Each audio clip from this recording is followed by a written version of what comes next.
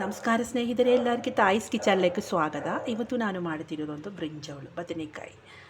ಇದು ವೆಂಗಿಬಾತ್ ಬದನೆಕಾಯಿ. ಇದು ಸಾರು ಮಾಡಿರೋ ವಿಧಾನ ತೋರಿಸಿಕೊಡ್ತೀನಿ. ಇದು ಎಲ್ಲ ಕ್ಲೀನ್ ಮಾಡಿ ಕಟ್ ಮಾಡಿ ಇಡಬೇಕು. ಎಲ್ಲ ಈ ರೀತಿಯಲ್ಲಿ ಕಟ್ ಮಾಡಿ ಕ್ಲೀನ್ ಮಾಡಿ ಇಟ್ಟಿದ್ದೀವಿ. ಬಿಸಿಯಾಗಿ ಬಾಣಲಿಲು 2 ಟೀ ಸ್ಪೂನು ಆಯಿಲ್ ಹಾಕೋಣ. ಬಿಸಿಯಾಗಿ ಆಯಿಲ್ ಸ್ವಲ್ಪ ಸಾಸಿವೆ, ಸ್ವಲ್ಪ ಜೀರಿಗೆ, ಒಂದು ಚಿಕ್ಕದು ಪೀಸು ಶುಂಠಿ ಕಟ್ ಮಾಡಿದ್ದು, ಒಂದು 3 ಪೀಸು ಬೆಳ್ಳುಳ್ಳಿ ಕಟ್ ಮಾಡಿದ್ದು, 2 ಒಂದು ಈರುಳ್ಳಿ ಕಟ್ ಮಾಡಿದ್ದು, 2 ಹಸಿ ಮೆಣಸಿನ್ಕಾಯಿ ಕಟ್ ಮಾಡಿದ್ದು ಹಾಕೋಣ. ರುಚಿಗೆ ತಕ್ಕಷ್ಟು ಉಪ್ಪು. ಇದೆಲ್ಲ ಒಂದು ಮಾಡಬೇಕು. ಸ್ವಲ್ಪ ಕರಿಬೇವು, ಟೊಮಾಟೊ ಕಟ್ ಮಾಡಿದ್ದು, ಈರುಳ್ಳಿ ಸ್ವಲ್ಪ ಬಾಡಿದ್ದು. ಈ ಟೈಮಲ್ಲಿ ಒಂದು ಟೊಮಾಟೊ ಕಟ್ ಮಾಡಿದ್ದು ಹಾಕೋಣ. ಇದೆಲ್ಲ ಬಾಡಿದ್ದು ಈ ಟೈಮಲ್ಲಿ ನಮ್ಮದು ಕಟ್ ಮಾಡಿ ಬದನೆಕಾಯಿ ಜೋಳ ಹಾಕೋಣ. ಎಲ್ಲ ಒಂದು ಮಿಕ್ಸ್ ಹಾಕೋಣ. ಮಸಾಲೆ ಪೊಡಿಯೆಲ್ಲ ಹಾಕಬೇಕು. 3/4 ಟೀ ಸ್ಪೂನು ಅರಿಶಿನ ಪೌಡ್ರು, 1 ಟೀ ಸ್ಪೂನ್ ಧನಿಯಾ powder, 1 tea spoon chilli powder. ಎಲ್ಲ ಚೆನ್ನಾಗಿ ಮಿಕ್ಸ್ ಹಾಕಿ ಒಂದು 2 ನಿಮಿಷ ಅಲ್ಲಿ ಲಿಡ್ ಹಾಕಿ.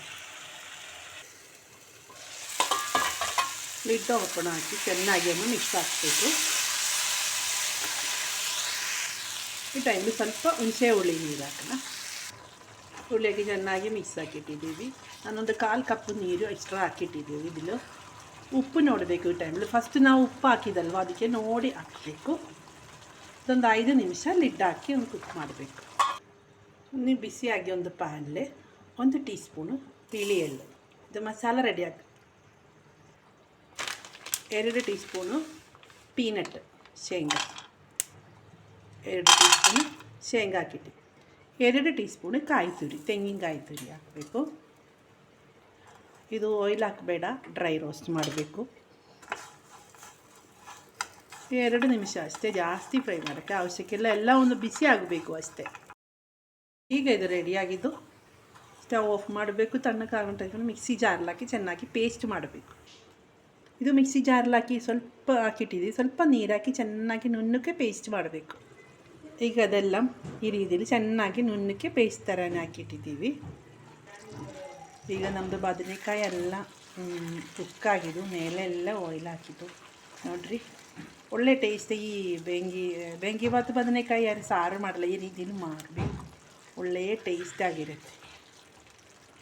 ಈಗ ಇದೆಲ್ಲ ರೆಡಿಯಾಗಿದ್ದು. ನಮ್ಮದು ಪೇಸ್ಟ್ ಇಲ್ವಾ, ತೆಂಗಿನಕಾಯಿ ಶೇಂಗಾ ಬಿಳಿ ಎಲ್ಲ ಹಾಕಿಲ್ವಾ, ಅದೆಲ್ಲ ಗ್ರೈಂಡ್ ಮಾಡಿದ್ದು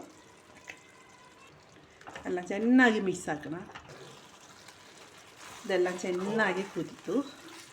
ಈ ಟೈಮಲ್ಲಿ ಸ್ವಲ್ಪ ಕೊತ್ತಂಬರಿ ಸೊಪ್ಪು ಹಾಕೋಣ. ಈಗ ನಮ್ಮದು ಬ್ರಿಂಜಾಲ್ ಮಸಾಲ ಕರಿ ರೆಡಿಯಾಗಿದ್ದು.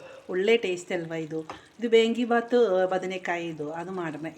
ಮತ್ತು ಇದು ಹಾಕಿ ಸಾರು ಮಾಡೋದು ಈ ರೀತಿಯಲ್ಲಿ ಮಸಾಲ ಕರಿ ಒಳ್ಳೆ ಟೇಸ್ಟಾಗಿರುತ್ತೆ. ಶೇಂಗಾ ಮತ್ತು ಬಿಳಿ ಎಳ್ಳೆಲ್ಲ ಹಾಕಿ ಗ್ರೈಂಡ್ ಮಾಡಿಲ್ವಾ, ಅದಕ್ಕೆ ಇನ್ನೊಂದೊಂದು ವೆರೈಟಿ ಟೇಸ್ಟ್ ಇರುತ್ತೆ. ಇದು ಚಪಾತಿ, ರೈಸ್, ದೋಸೆ ಜೊತೆ ಎಲ್ಲ ಸ್ಯೂಟ್ ಆಗುತ್ತೆ. ನೀವೆಲ್ಲರೂ ಈ ರೀತಿಯಲ್ಲಿ ಒಂದು ಮಾಡಬೇಕು. ನಿಮಗೆ ಇದು ಇಷ್ಟ ಆಗಿ ಎಲ್ಲರೂ ಒಂದು ಸಬ್ಸ್ಕ್ರೈಬ್, ಲೈಕ್, ಶೇರ್ ಮಾಡಿರಿ. ಫ್ಯಾಮಿಲಿಗೆ ಫ್ರೆಂಡ್ಸಿನೊಂದು ಶೇರ್ ಮಾಡಿ. ಎಲ್ಲರೂ ಈ ರೀತಿಯಲ್ಲಿ ಒಂದು ಟ್ರೈ ಮಾಡಬೇಕು. ಓಕೆ, ಬಾಯ್.